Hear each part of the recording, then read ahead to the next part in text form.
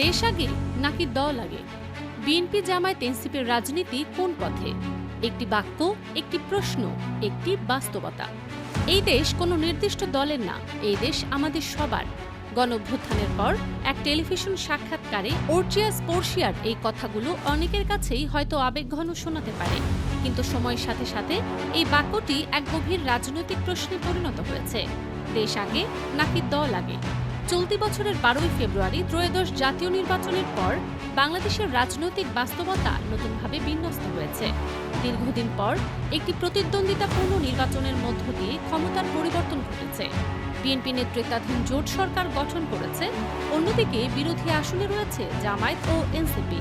বাহ্যিকভাবে এটি গণতন্ত্রের পুনরুদ্ধারের একটি ইতিবাচক চিত্র, কিন্তু প্রশ্ন হচ্ছে, এটি কি সত্যিই গণতান্ত্রিক সংস্কৃতির পরিবর্তন নাকি শুধু ক্ষমতার পালাবদল?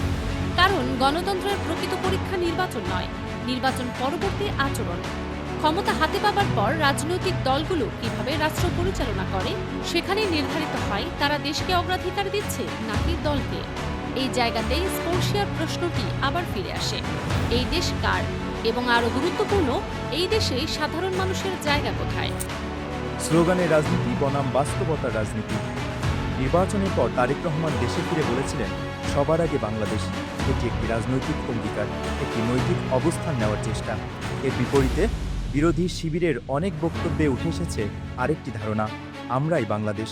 দুটি বাক্যের মধ্যে পার্থক্য শুধু শব্দের নয়, দর্শনের। সবার আগে বাংলাদেশ রাষ্ট্রকে দলীয় স্বার্থের ঊর্ধ্বে রাখার ইঙ্গিত দেয়, আর আমরাই বাংলাদেশ জনগণকে রাষ্ট্রের ঠাঁই দেওয়ার আকাঙ্ক্ষা ব্যক্ত করে। কিন্তু বাস্তবতা কোথায় দাঁড়িয়ে? রাজনৈতিক বক্তব্য যতই উচ্চকিত হোক, শেষ পর্যন্ত তার সত্যতা যাচাই হয় মাটির বাস্তবতায়, মানুষের জীবনে। নির্বাচনের আগে ও পরে সহিংসতার যে ধারাবাহিকতা দেখা গেছে, তা এই প্রশ্নকে আরও তীব্র করে তোলে। নির্বাচনকে কেন্দ্র করে কয়েকশো প্রাণহানির ঘটনা ঘটেছে। তার মানে রাজনৈতিক প্রতিদ্বন্দ্বিতা, দলীয় প্রতিদ্বন্দ্বিতা, দলের ভেতরের কোন্দল এখনও অনেক ক্ষেত্রে সহিংসতার রূপ নিচ্ছে। একই সঙ্গে দুর্নীতির প্রশ্ন থেকে যায়। ট্রান্সপারেন্সি ইন্টারন্যাশনাল দীর্ঘদিন ধরে যে কাঠামোগত দুর্নীতির চিত্র তুলে ধরে আসছে, নির্বাচনের পর সেটি পরিবর্তনের কোনো ইঙ্গিত এখনই স্পষ্ট নয়, বরং প্রশাসনিক নিয়ন্ত্রণ ও প্রভাব বিস্তার নিয়ে নতুন বিতর্ক তৈরি হচ্ছে। অর্থাৎ স্লোগান এক কথা বলে, বাস্তবতা বলে ভিন্ন কথা। আর এই ব্যবধানই নির্ধারণ করে দিচ্ছে রাজনীতি আসলে কোন পথে যাচ্ছে। রাষ্ট্র, আইন ও মানুষের নিরাপত্তা। স্পর্শিয়ার বক্তব্যে একটি বিষয় বিশেষভাবে গুরুত্ব পেয়েছিল, নিরাপত্তা। যেখানে আমি ভয় ছাড়া হাঁটতে পারবো, যেখানে আমি নারী হিসেবে সিকিউর ফিল করব। এই কথাগুলো শুধু ব্যক্তিগত অনুভূতি নয়, এটি রাষ্ট্রের মৌলিক দায়িত্বের প্রশ্নও বটে। একটি রাষ্ট্র তখনই দেশকে আগে রাখতে পারে যখন তার নাগরিকরা নিরাপদ বোধ করে, শুধু শারীরিকভাবে নয়, সামাজিক ও আইনি দিক থেকেও ভীষণ। কিন্তু বাস্তবতা তো জটিল। ওয়ার্ল্ড জাস্টিস প্রজেক্টের সূচক অনুযায়ী বাংলাদেশ এখনও আইনের শাসনের ক্ষেত্রে চ্যালেঞ্জের মুখে রয়েছে। আইনের সমান প্রয়োগ, বিচার বিভাগের স্বাধীনতা এবং প্রশাসনিক নিরপেক্ষতা, এই বিষয়গুলো নিয়ে সরকারের উদাসীনতা দিন দিন যেন বেড়েই চলেছে। এখানে একটা গুরুত্বপূর্ণ বিষয় হলো, আইন কি সবার জন্য সমানভাবে কাজ করে, নাকি রাজনৈতিক অবস্থান অনুযায়ী ভিন্ন আচরণ করছে? যদি আইন দলীয় প্রভাবের অধীনে চলে যায়, তাহলে রাষ্ট্রের মূল ভিত্তিই তো দুর্বল হয়ে পড়বে। অন্যদিকে জনমত একটি গুরুত্বপূর্ণ সূচক বটে। BRAC institute of governance and development, BIGD, এর জরিপগুলো বলছে, রাজনৈতিক পরিবর্তনের পর মানুষ প্রথমে আশাবাদী হয়, কিন্তু যদি সেই পরিবর্তন বাস্তব জীবনে প্রতিফলিত না হয়, তাহলে দ্রুত হতাশা তৈরি হয়। অর্থনীতি, কর্মসংস্থান, মূল্যস্ফীতি, এই বিষয়গুলো মানুষের নিরাপত্তা বোধের সঙ্গে গভীরভাবে জড়িত। মানুষ শুধু রাজনৈতিক পরিবর্তন চায় না, তারা জীবনের উন্নতিও চায়। আর সেই উন্নতি না হলে দেশ আগে, এই স্লোগানটা ধীরে ধীরে যেন ফাঁপা হয়ে পড়ে। নির্বাচনের পর রাজনীতির আরেকটি গুরুত্বপূর্ণ অংশ হলো বিরোধী দলের ভূমিকা।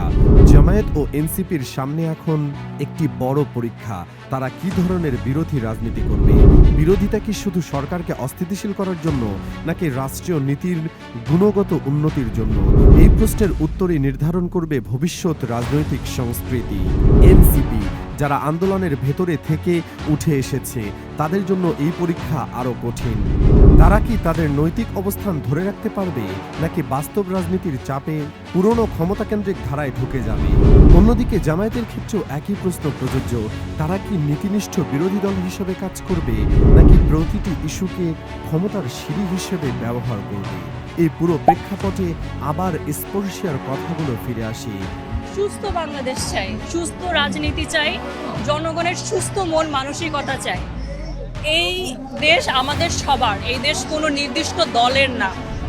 এই দেশ আমাদের সবার। এই সবার ভেতরে রয়েছে সরকার, বিরোধী দল এবং সবচেয়ে গুরুত্বপূর্ণ সাধারণ মানুষ। শেষ পর্যন্ত রাজনীতির সব স্লোগান, সব বিতর্ক, সব ক্ষমতার হিসাব একটি জায়গায় এসে থামে: মানুষের জীবনে তার প্রভাব কী? যদি মানুষ নিরাপদ না থাকে, যদি তারা ন্যায় বিচার না পায়, যদি তারা অর্থনৈতিকভাবে অনিশ্চয়তায় থাকে, তাহলে যে রাষ্ট্র তৈরি হবে তা কাগজে গণতান্ত্রিক হলেও বাস্তবে হবে দলকেন্দ্রিক। বাংলাদেশ এখন একটি সন্ধিক্ষণে দাঁড়িয়ে। নির্বাচনে একটি দরজা খুলছে, কিন্তু সেই দরজা দিয়ে কি প্রবেশ করবে? একটি অন্তর্ভুক্তিমূলক রাষ্ট্র নাকি একটি দলীয় রাষ্ট্র, তা এখনো নির্ধারিত হয়নি। এই মুহূর্তে সবচেয়ে বড় প্রশ্নটি তাই আগের মতোই রয়ে গেছে: দেশ আগে নাকি দল আগে?